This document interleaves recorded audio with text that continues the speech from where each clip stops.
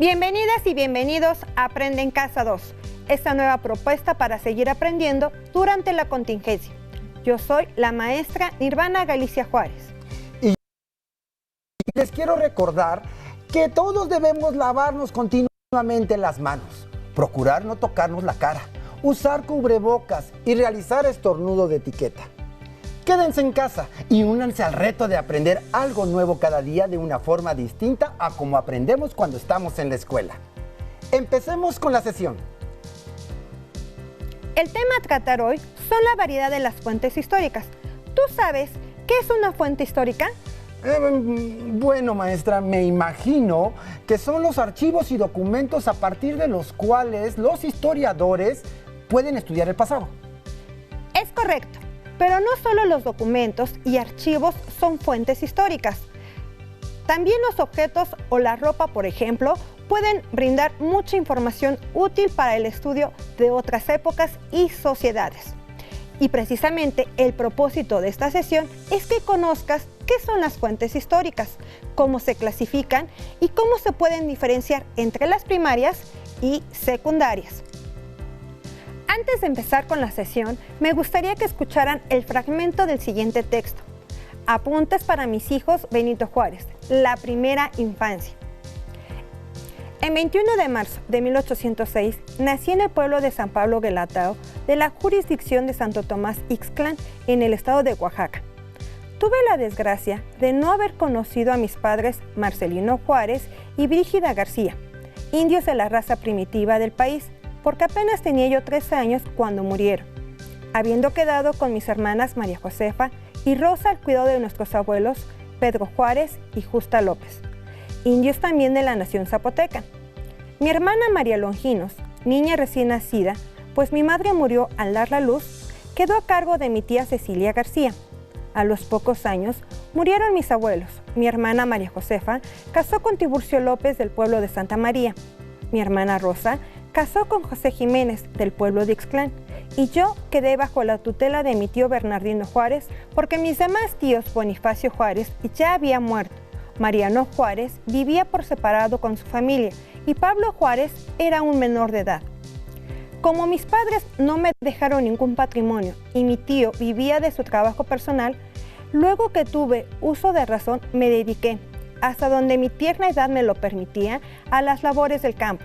En algunos ratos desocupados, mi tío me enseñaba a leer, me manifestaba lo útil y conveniente que era saber el idioma castellano y cómo entonces era sumamente difícil para la gente pobre y muy especialmente para la clase indígena adoptar otra carrera científica que no fuera la eclesiástica.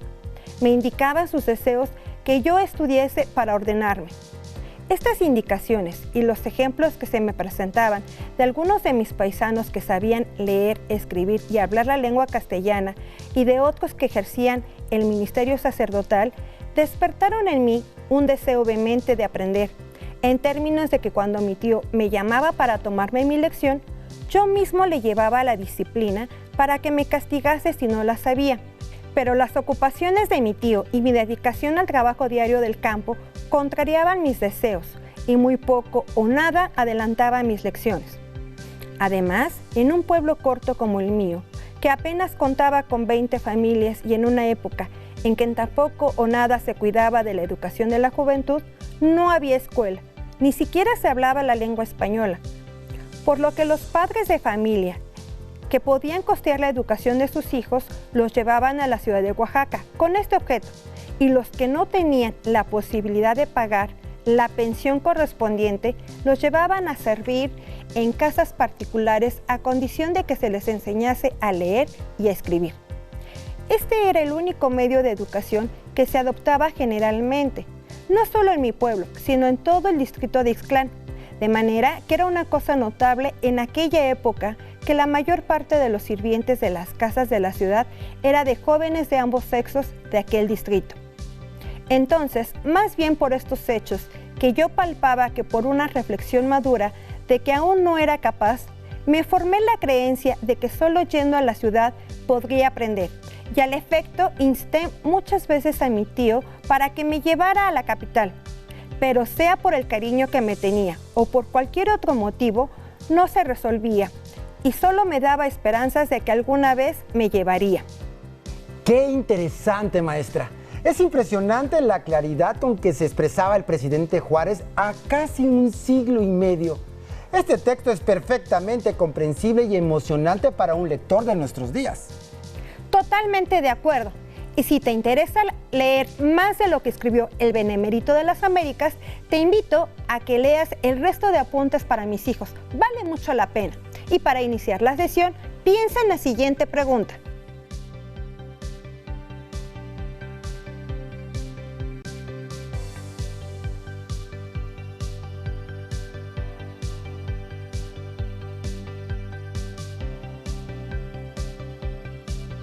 Para conocer el pasado, empleamos fuentes históricas, es decir, testimonios que nos han llegado de esos tiempos.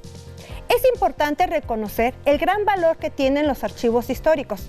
Veamos el siguiente video.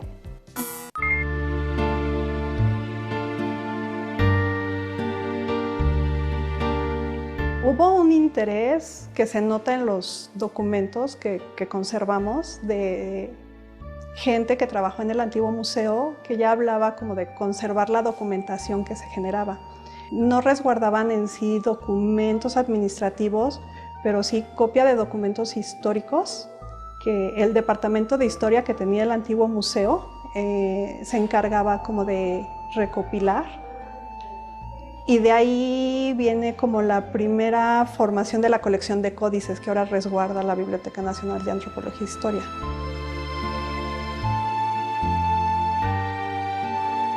Mario Vázquez empieza a ser el subdirector de museografía, se da cuenta de las cajas con todos los documentos y entonces él vuelve a ver que tienen un gran valor porque hablan como de toda la historia del viejo museo y de cómo surge aquí en Chapultepec. Entonces él propone la creación del archivo del museo. El documento más antiguo que conservamos es de 1831. Y ahí se está nombrando a Isidro Ignacio de Icaza como el primer director del museo. Se hacen copias, todos estos, los primeros son como manuscritos.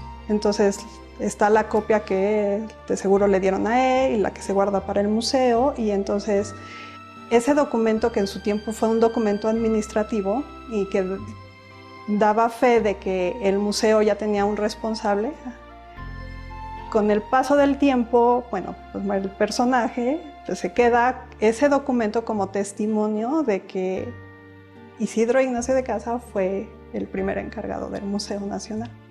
Otro ejemplo lo tenemos en este informe previo sobre las excavaciones que iba a realizar Rus en Palenque.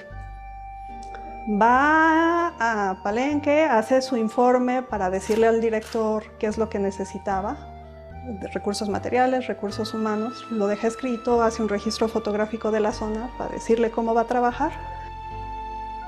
Desde sus antes departamentos, ahora curadurías, se generaban como los proyectos, las exploraciones para conocer el territorio, ¿no? En sus aspectos arqueológicos y etnográficos.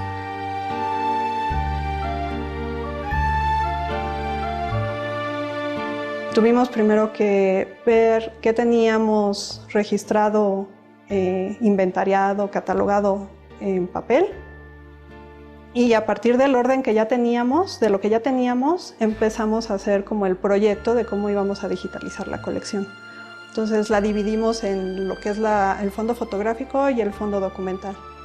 El fondo fotográfico sí llevamos como una continuidad, ¿no? Desde la 1 hasta la que vaya dando en el año, y el fondo documental lo hemos ido digitalizando según las peticiones que nos hace la gente. Eso es lo que ha alimentado no solo la colección, sino también pues, la historia del país.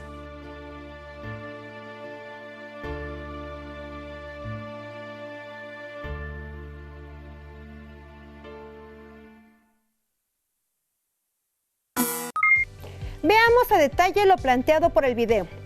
Entendamos qué son las fuentes históricas. Las fuentes históricas son la materia prima con la que trabajan los historiadores para construir su versión del periodo que están estudiando. Para ello deben ser analizadas, validadas e interpretadas. Las fuentes históricas son muy variadas. Cualquier elemento proveniente del pasado es susceptible de convertirse en tal. Así, por ejemplo, cualquier cosa que hoy en día escribamos o utilicemos será el día de mañana una fuente histórica. Es decir, prácticamente cualquier objeto o narración puede convertirse en una fuente histórica. El historiador se convierte en una especie de detective que busca pruebas para explicar cómo sucedieron los hechos, quiénes participaron en ellos, cómo participaron y en dónde ocurrieron, etc. El historiador busca fuentes que proporcionen información y le permitan interpretar y reconstruir hechos del pasado. Por ello, las fuentes históricas son todos aquellos objetos creados, utilizados y o desechados por los seres humanos, testimonios, que aportan información sobre la cultura a la que pertenecieron, que se pueden ubicar en un tiempo y un lugar. Las fuentes se clasifican en primarias y secundarias. Las primarias son escritos que hablan del pasado y provienen de la época que investiga el historiador y se dividen en fuentes escritas y fuentes no escritas. Las fuentes escritas pueden estar en papiro, pergamino, tablilla, papel e incluso en todos los modernos soportes informáticos. Son cualquier documento que a los ojos de los historiadores proporcionan información por escrito. Estas pueden ser escritas a mano, impresas, digitalizadas y microfilmadas. Las fuentes no escritas son, por ejemplo, todos aquellos objetos que proporcionan información del pasado, tales como los que se usaron en la vida cotidiana, utensilios de cocina, herramientas de trabajo, vestigios de vestuarios, adornos personales, entre muchos más. Otros ejemplos son tumbas con restos fósiles humanos, las obras monumentales y las edificaciones que se conservan en el presente. Las esculturas y pinturas y otras manifestaciones artísticas son fuente de información. La historia se apoya en la arqueología para que juntas interpreten la información que aportan este tipo de fuentes. Las fuentes orales son los testimonios de las personas que fueron protagonistas de acontecimientos históricos o fueron testigos de ellos. Estos testimonios los recogen directamente los historiadores en entrevistas, seleccionando cuidadosamente a los informantes y confirmando la veracidad de sus relatos. Otras fuentes de información son el cine, los videos, grabaciones y todo aquello que el historiador observe que le puede aportar conocimiento del acontecimiento que estudia. Las fuentes históricas secundarias son todas aquellas que fueron escritas fundamentalmente en fechas posteriores a la época que se investiga y generalmente se encuentran en libros, artículos de revistas y estudios de los historiadores. El historiador selecciona las fuentes que necesita y decide de qué tipo serán a partir del acontecimiento que investigará. Por ejemplo, si quiere investigar las pandemias que ocurrieron en épocas pasadas, buscará en fuentes de reportes de salud, informes de gobiernos locales, en los diarios y la prensa de la época. Si se tratara de catástrofes en la que aún no había suficiente documentación especializada en la salud, puede indagar en la correspondencia de las personas que vivían en ese tiempo, etc. También el historiador debe apoyarse en otras ciencias que le ayudan a interpretar la información que le proporcionan las fuentes que estudia. Ya señalamos que una de estas ciencias es la arqueología. Pero la historia estudia todas las experiencias de la humanidad en distintos contextos. Siguiendo el ejemplo de las pandemias, el historiador podría apoyarse en la medicina para comprender los datos de los informes técnicos de los médicos de la época que estudia. Una vez que el historiador, convertido en detective, define el tema o periodo a investigar, necesita seguir una serie de pasos, una metodología de investigación. El paso más importante para el historiador es hacer crítica de las fuentes que estudia, y lo hace mediante una serie de preguntas. Por ejemplo, el historiador debe desentrañar las fuentes que utiliza para obtener la información, escritas o no escritas. Debe verificar su autenticidad, la autoría y época a la que pertenece la fuente. ¿Cuál fue el objetivo original de su creación? Preguntarse, ¿es relevante? ¿Es útil? Otra tarea importante del historiador es clasificar las fuentes que obtiene cuando se trata de documentos. Estos se ubicarán según su tipo. Por ejemplo, documentos legales, reportes, documentos oficiales, registros, actas, correspondencia, diarios personales, relatos de viajes, entre otros muchos. Recuerda que para analizar una fuente primaria debes tener una mente inquisitiva, crítica y seguir un método riguroso para interpretarla de manera adecuada.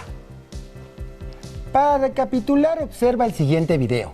Historia, la variedad de las fuentes históricas. Si te es posible, anota lo que consideres más importante. No sería posible conocer nuestro pasado sin la información que nos proporcionan las ruinas, escritos, vasijas, pinturas, esculturas y demás restos que dejaron nuestros antepasados. En el caso de la historia, la información que usamos para conocer el pasado se clasifica en fuentes primarias y secundarias. Te invito a que juntos aprendamos a reconstruir la historia. Fuentes primarias. Las fuentes primarias son aquellas que proveen un testimonio directo sobre el pasado. En otras palabras, son vestigios del hecho o proceso histórico que se estudia. Las fuentes primarias pueden ser textos escritos en el periodo, como cartas, memorias, crónicas, novelas y periódicos. También pueden ser construcciones, artículos de uso cotidiano como vestimentas, herramientas o utensilios de cocina, pinturas, esculturas, fotografías y todo aquello que de primera mano ofrece un testimonio sobre el pasado. Dependiendo del periodo que se estudia, son el tipo de fuentes que se emplean. Por ejemplo, no podríamos usar fotografías para estudiar la Edad Media, pues en ese periodo aún no se habían inventado. Cada sociedad ha dejado diferentes huellas que hoy utilizamos para conocer lo que pensaban y cómo vivían las personas, cómo estaba organizada la sociedad, su sistema político y económico y cuáles eran sus valores y costumbres. Fuentes secundarias. Las fuentes secundarias son interpretaciones de las primarias, las elaboran los historiadores y nos proporcionan una explicación sobre los temas que analizan. Por ejemplo, los libros que has consultado en la biblioteca sobre los temas del curso son fuentes secundarias, reconstruyendo Pompeya a través de las fuentes primarias. Las ruinas de la ciudad de Pompeya son uno de los mayores vestigios que existen sobre la cultura de la antigua Roma. Esta ciudad fue destruida en agosto del año 79 de nuestra era, cuando el volcán Vesubio hizo erupción, cubriendo a toda la ciudad de gases, polvo y cenizas.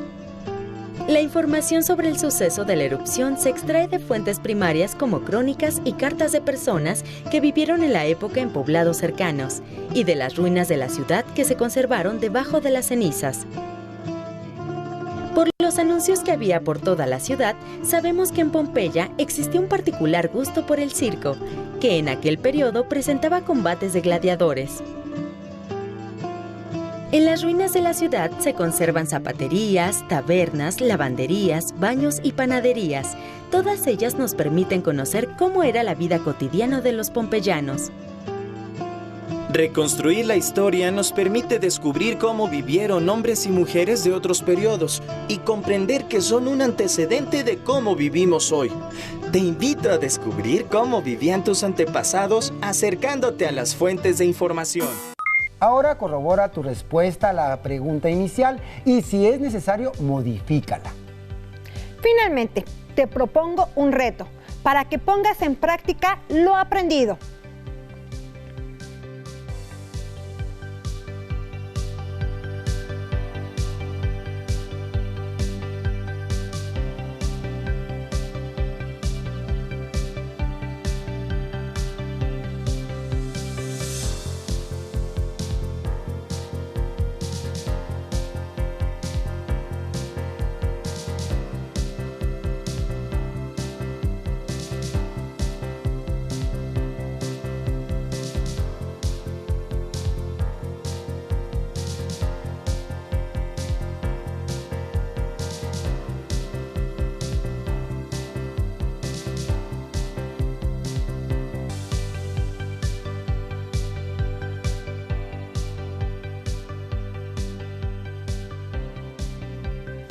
Puedes usar el ejemplo siguiente.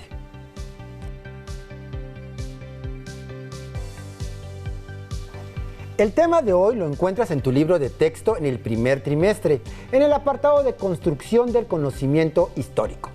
Puedes ubicarlo fácilmente en el índice.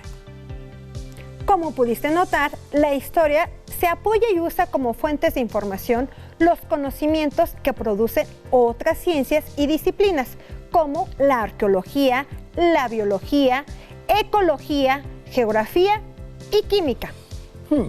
Listo, terminamos. Pero aún nos queda mucho por explorar y descubrir.